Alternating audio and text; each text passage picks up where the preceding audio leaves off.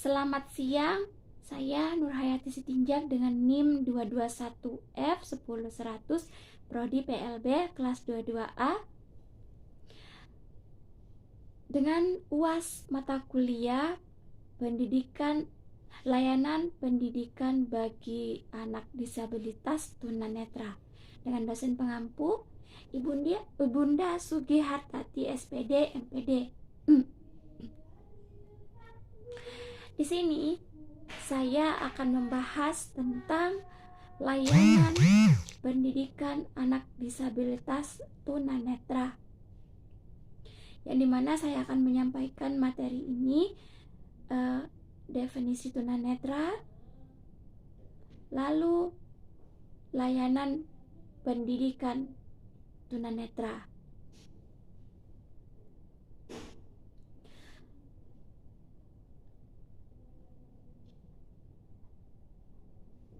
Tentu kita atau masyarakat luas sudah sering mendengar kata tunanetra, atau bahkan instansi-instansi sudah menyediakan layanan bagi anak tunanetra, dan tidak terkecuali dengan sekolah-sekolah.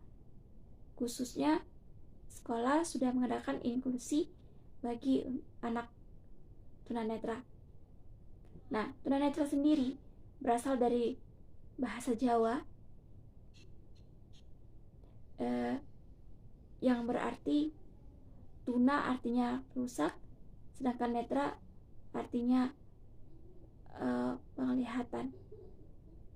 Jadi tunanetra adalah kerusakan pada indera penglihatan. Nah, di sini layanan pendidikan bagi anak tunanetra sudah bukan hal yang asing lagi, khususnya dalam pendidikan, yang walaupun di mana masih banyak pendiskriminasian untuk tunanetra sendiri. Pembahasan kali ini saya akan membahas tentang layanan disabilitas netra. A. Jenjang pendidikan bagi anak disabilitas netra.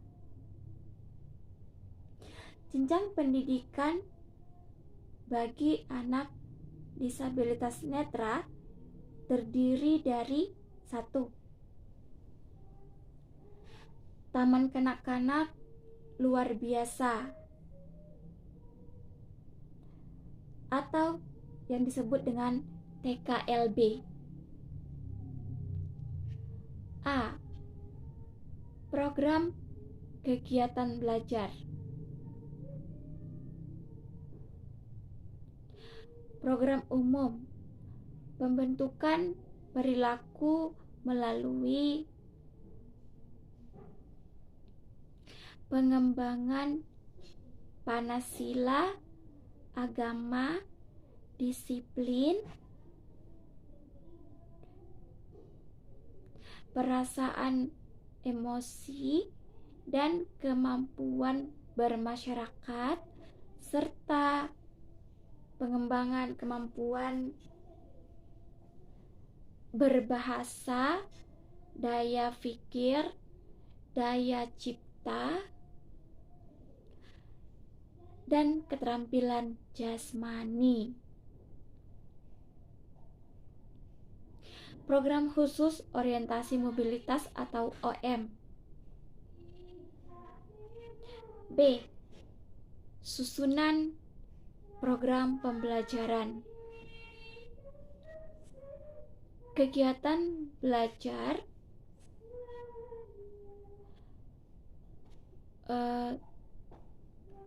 3 jam per hari. Setiap jam pelajaran lamanya 30 menit.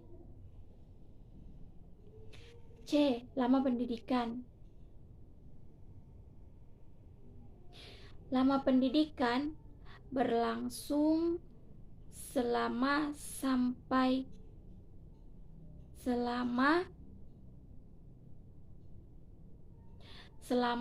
1 sampai 6 tahun. D. Usia sekurang-kurangnya 3 tahun. E. Rasio guru dan murid. Membimbing 5 peserta didik. F.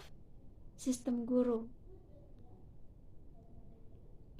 Guru kelas kecuali untuk bidang pengembangan orientasi mobilitas. Tim teaching. 2. Susunan program pengajaran. 3. Sekolah menengah pertama luar biasa atau yang disebut dengan SMPLB. 4. Sekolah menengah luar biasa atau yang disebut dengan SMALB. B. Sekolah dasar luar biasa atau SDLB. 1. Kurikulum. 1.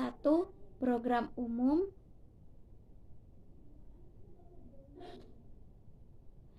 Pendidikan Pancasila dan Kewarganegaraan. Pendidikan agama, bahasa Indonesia, matematika,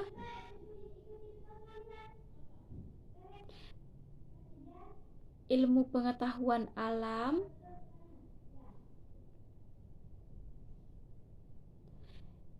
ilmu pengetahuan sosial, kerajinan tangan dan kesenian,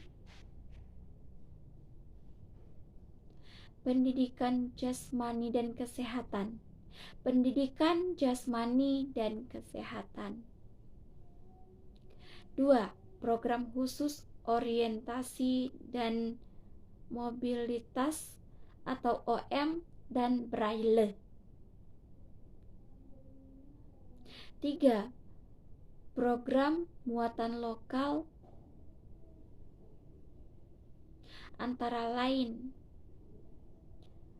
bahasa daerah, bahasa Inggris, kesenian daerah atau lainnya yang telah ditetapkan oleh Dinas Pendidikan setempat. 2. Susunan program pengajaran kegiatan belajar sekurang-kurangnya 30 sampai 42 jam pelajaran tiap minggu. Untuk kelas 1 dan kelas 2 setiap jam pelajaran lamanya 30 menit. Kelas 3 sampai dengan kelas 4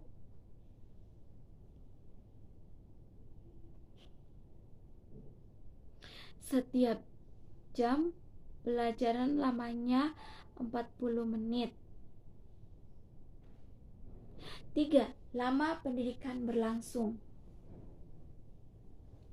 selama sekurang-kurangnya 6 tahun. 4. Usia sekurang-kurangnya berusia 6 tahun. Nah, itu yang untuk SDLB ya. Kalau yang untuk SDLB itu sekurang-kurangnya minimalnya masuk sekolah SDLB itu 6 tahun. 5. Rasio guru dan murid. 1. Guru mengajar maksimal 12 siswa. 6. Sistem guru. Guru kelas kecuali untuk mata pelajaran orientasi dan mobilitas, pendidikan agama, pendidikan jasmani dan kesehatan. C. Sekolah menengah pertama luar biasa atau SMPLB. 1. Kurikulum A. Program umum. Pendidikan Pancasila dan Kewarganegaraan, pendidikan agama, bahasa Indonesia, matematika, ilmu pengetahuan alam, ilmu pengetahuan sosial, pendidikan jasmani dan kesehatan, bahasa Inggris. B. Program khusus orientasi dan mobilitas dan braille atau OM. C. Program muatan lokal, bahasa daerah, kesenian daerah, atau lainnya yang telah ditetapkan oleh Dinas Pendidikan setempat. D. Program pemilihan paket, keterampilan rekayasa, pertanian, usaha dan perkantoran, dan kesenian. 2. Susunan program pengajaran, kegiatan belajar sekurang-kurangnya 42 jam tiap minggu. Setiap jam pelajaran lamanya 45 menit. 3. Lama pendidikan sekurang-kurangnya 3 tahun. 4. Siswa telah tamat sekolah dasar. Siswa telah tamat sekolah dasar atau luar biasa atau satuan pendidikan yang sederajat atau setara. 5. Rasio guru dan murid.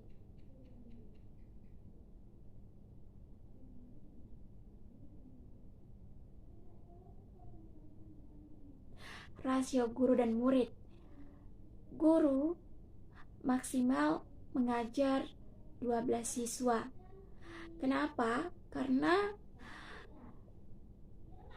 ketika mengajar tunanetra itu siswanya maksimal 12 supaya lebih mudah dalam menjelaskan atau dalam memberikan materi. Si tunanetra ini lebih mudah memahami atau mengerti apa yang dijelaskan oleh ibu guru. Jadi rasio guru dan murid itu memberikan pelajaran itu kita maksimal 30 jam setiap minggu dan lama pelajaran itu 45 menit setiap jamnya.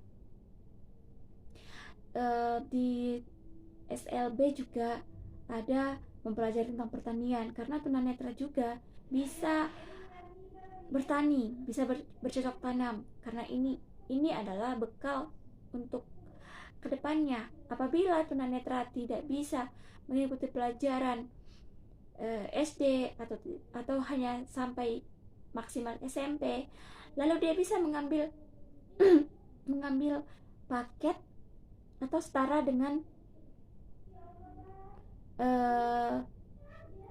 keterampilan khusus untuk misalkan dia ngambil paket yang untuk bisa mengambil kerajinan tangan atau pertanian atau musik. Dan juga anak-anak tunanetra juga bersekolah sama seperti yang lain dari TK, SD, SMP, SMA. ada terbagi dua, ada TKLB, ada kalau dia mampu bisa bersekolah di TK inklusi, SD inklusi, SMP inklusi, dan SMA inklusi. Tidak hanya di SLB lagi, tapi apabila mencukupi atau bagus orientasinya, anak tersebut bisa bergabung di sekolah inklusi dan belajar dengan teman-teman yang awas. Nah, inilah pembahasan kali ini, layanan pendidikan anak tunanetra, yang dimana membahas mulai dari TK sampai SMA, SLB, inklusi, paket, dan jam pelajarannya 30 jam per minggu, dan lama belajar itu selama 45 menit setiap jamnya. Dan itu sama seperti umumnya belajar matematika, PPKN. Apa yang dipelajari anak umumnya, anak tunanetra juga mempelajari yang sama. Tidak ada bedanya, sama. Kita bisa mempelajari apa yang dipelajari anak umumnya. Tunanetra juga bisa melakukan hal-hal lain, seperti misalkan dia kalau dia tidak bisa di SMA, dia ambil paket khusus untuk mengambil usaha perkantoran atau keterampilan kerajinan tangan dan lain sebagainya.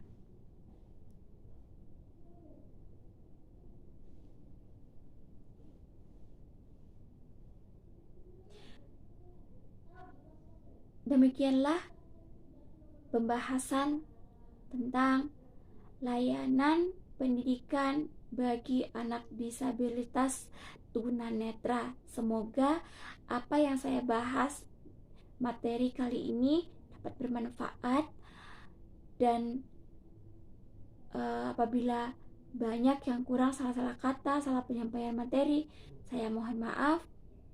Apabila saya belum maksimal di dalam menyampaikan materi ini. Akhir kata,